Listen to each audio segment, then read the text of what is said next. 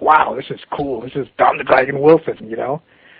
And then my working with him was almost, you know, one of those things that's destined to be, because like I told you, Eric Lee was his choreographer, and so he got me to work with him on several of these films, Ring of Fire, and then several other films.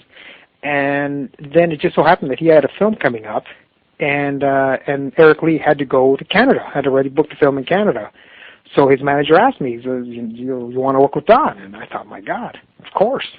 And that was it. That was it. It was kind of feeling each other out, that first film, you know, kind of getting the groove. And the thing about Don, which helped me a lot and helped both of us a lot in our working together, is that as a martial artist, I'm very, you know, defense-oriented, as more of a fighting kind of art. It wasn't until after years of training that I started getting more into the flashy, you know, the what they call katas, or the forms. And so I don't have the flashiest of flashy techniques, but I have a lot of power in my techniques, and I'm limited. I have a terrible left leg, and so does Don. so I started using, and I used to box, and so I started using a lot of you know, my own limitations and strengths to choreograph physically for a lot of Don's movement, because it's very similar. But of course, he's a real McCoy, a real fighter. And so it started working, and so that's what happened, is that him and I started really gelling a lot, and God, I mean, we've done close to, I'd say, about 25, 26 films together. You know, I've directed him. There was a time there where it seemed like Don never stopped. No, that guy was just cooking. At one point, I remember Entertainment Tonight noted that one, you know, that was the good and bad of it, was at one point he had 5 releases in 1 year. He was in such demand. Like during the mid-'90s, kickboxing was all the rage. And as I told you yesterday, is that the unfortunate thing was that there was such a need, such a demand for it, that everybody and their mother started, you know, doing Ring of Fire and doing this, doing that, doing these films, and the quality started dropping because a lot of you guys didn't know what the heck they were doing. And so then the bottom dropped out. You know, it's kind of the mid to late 90s is when the whole bottom dropped out of that kickboxing phase of filmmaking. And so, you know, obviously most of these companies went under, and most of these fly-by-nights, you know, went under. And then you separate the men from the boys. Then it became more, you know, let's you know, get good films out there. It's still a little that way, where you get a lot of, you know, mediocre films out there. But there's much better quality films now than there was, you know, then.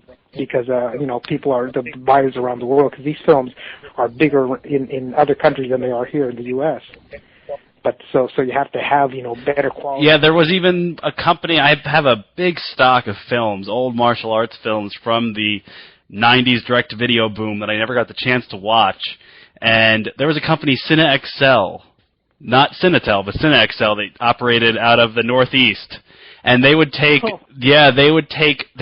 think they pretty much created the career of Gary Daniels in some ways. And their stuff was usually like the American Shoot Fighter 1 and 2, and they were usually the bottom of the market. Yeah. And they contributed to some of that. Gary did. I remember. They did. Well, you know, Gary did. I remember his first films. I mean, but he stood out. That's the thing. I mean, he stood out, and that's why he had he was much bigger overseas than he was here. I mean, but you know, but he definitely stood out in his first film. I remember it was a small film. Friends of mine were putting it together. I forgot the name of it, but they had told me about this guy Gary Daniels, and that's how I met him. And actually, I ended up directing him in one of my big action ones in the night. Yeah, you know, I've mentioned earlier that, or on the phone yesterday, that Recoil is seen by many as one of the best films from PM Entertainment. Oh, thank you, buddy. Thank you. You know, the funny thing is, really quick, not to get off of tangents, but I do that, so just cut me off. Go right ahead. I'm doing it too much, but that film came about almost accidentally. I had been at PM one day, and Joseph had wanted to find another project for me. And so he in passing between meetings, he says, "Hey Art, you know what? Let's do another. So just come up with some stories and stuff like that. And we'll kick it around. So we'll meet next week at X time." And so okay, great. I said, fantastic. So I thought, hey, bitchin', I'm going to do another film with Joseph. And to be honest with you, I forgot completely about it. One day I woke up and I'm thinking, what was it? There was something I had to do today. I swear to God, I was just kicking it around. Damn it, I got a meeting. So I jumped in the shower, and I was supposed to have like treatments and everything ready, and I'm driving. I mean, I'm brushing my teeth because I'm driving to Joseph's office. It takes me like 45 minutes to get there at the time. And I'm thinking, okay, there's a guy, and there's a gun. And I'm thinking of what am I going to pitch? This is a guy that he's expecting a treatment. He's expecting a story. And so within the 45 minutes it took me to get there, I came up with a story for Recoil. And what we did, we just, at the time, it was shortly after that, I don't know if you remember, there was a big robbery called, at Bank of America, where two guys with all these, bulletproof vests and guns held LAPD. There was a Michael Madsen movie about it. And so that's... yeah. And so we did that, but times 10. This is PM, so we were going to have no two guys. That's for 60s. We had like 6 or 8 guys. And not only did we have guns, we had a big motorcycle chase. I mean, it is. I clocked it. It's about Excellent. 19 minutes. The opening action sequence from the inside of the bank robbery to the finale, and we blew up so many cars. It really was, for me, it was just breathtaking, because in those days you didn't have CGI. I just saw the trailer to the new Die Hard one, and 99.9% of it is all CGI. But in those days, it's real cars and real people getting hurt, And there's I don't know about you, but I mean, to me, there's still, maybe because I'm biased, but there's still such a rush for me when I see the real thing. Oh yeah, definitely, without a doubt. I'm doing, as the listeners surely know, I am working on a comprehensive history of PM Entertainment, and that's why we had Munch on the show. And the reason for that is that their films a lot of them hold up. The action scenes for their time were comparable to Hollywood, and that's part of what made PM so successful. Those guys, I mean, Rick and Joe, it was one of those things that the chemistry was there. Like I told you, their personalities were so different. Rick was the more technical of the two, and Joe was the more shoot from the gut, he shoots from the hip kind of thing. And that's what I told you. I mean, that's the way he was. If you look at their difference in films that Joe directed, Rick was into sci-fi and very, high tech for that time, and Joe was into more gritty kind of dramas that had action. But the action quotient, I'm telling you, man. And then George, who was their head of distribution, when he came up with the idea for LA Heat, I mean, that's brilliant. You had enough footage there for stock footage, so why not use it? And that's when they came up with LA Heat. So when I directed one of those episodes. And, I forget who it is that now owns the PM library, but the fact that they haven't began to sell the already used stock footage from the PM movies to some other company is surprising. And I imagine that within a couple years, there will be some action films where you get to see a truck blow up from recoil. They were huge. Yeah, I'll tell you, they were huge stunts. Huge. I mean, even by today's standards, when I see all the independent films and the stuff that PM got away with, did in those days, again, in conversations with Munch or Jerry Jacobs and some of the old crew, I mean, you could not do that today on those budgets. You could not. And before we move on from the PM days, since there's so much more to talk about, let's. You mentioned that you were on the set of Joseph Merhi's newest film, the non-action film Oranges, correct? Yeah. And you said it was like sort of like a PM reunion? Yeah.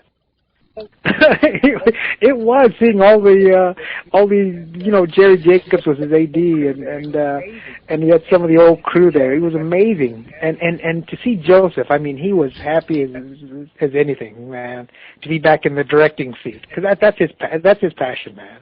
And then for him to do Oranges, it's a from what I understand, from what little I haven't seen the film, but I've seen some clips, and it looks incredible. It's a drama. It's really, really incredible. And it was just such a pleasure for me, because again, I owe my career to him. I'm not talking about directing. I'm talking about his company gave me my first SAG card, my SAG card. He gave me my first choreography gig. he made me a director. And then he came up, again, I think I wrote 2 or 3 stories that were produced by his company. I owe those people so much. It's incredible, and just to see him back in the saddle. And once PM kind of began to fall apart, sadly, you went on and started directing on your own. So what were some of those projects that you led to? I was very, very blessed because like I told you yesterday, is that just the mere fact that I was affiliated with PM as a director, different producers started wanting me to take whatever formula the PM had to them.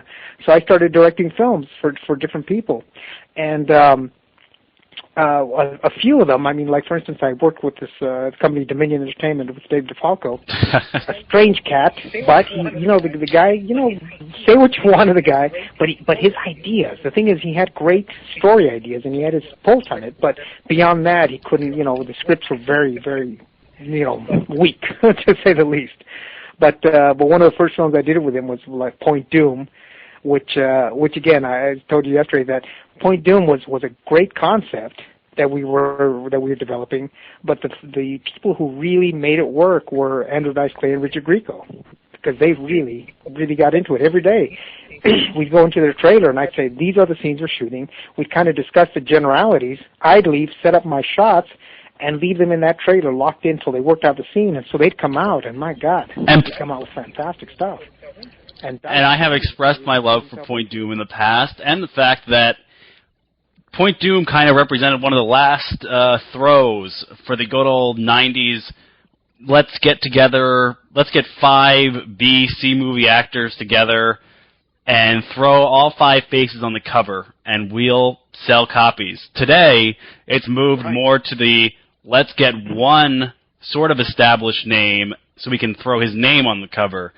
And sadly, the collaboration of Richard Grieco, Andrew Dice Clay, and Angie Everhart, those films don't get made anymore. No. And I'll tell you that Angie, she was really, kind of at a peak then in the late 90s. And the reason she took the part was because she wanted to play a very toned down character. She refused to put makeup on. She wanted the grubbiest of clothes, and very, very, non-glamorous, the opposite of what she was, And she was such a sweet person to work with, because I've worked with so many people, and some of these people, I mean, they're not too cool to work with, but Angie was almost like a tomboy.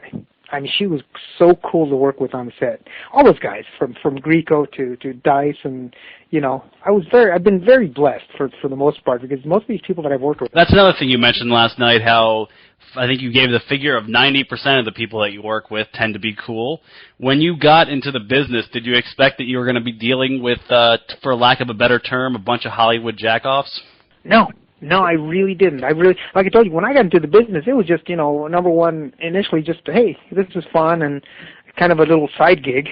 I never really, even though deep inside, I always had a love for the stuff and I had a passion. I wanted to do films, but I always thought it would be as an actor or doing stunts and stuff like that. And I never set out to be, a film director, because I thought, to be honest with you, I used to hold directors up on the highest of high pedestals. It's like, my God, how do these guys think of those things? How can they do this? And then when I started working in the business, started seeing these guys, I thought, Jesus Christ, it's as plain as the nose on your face. Look at that. That's your shot. Because I would work, I purposely, I remember way back when, for about a year, I did extra work because I wanted to just be on a set. And I worked on a lot of these films and just seeing how these directors worked. And in my head, I started, demystifying the directing aspects. Because, it would take these guys so many takes, and I'm thinking, you got it already, move on, And then to get back to your question, I really, never even thought about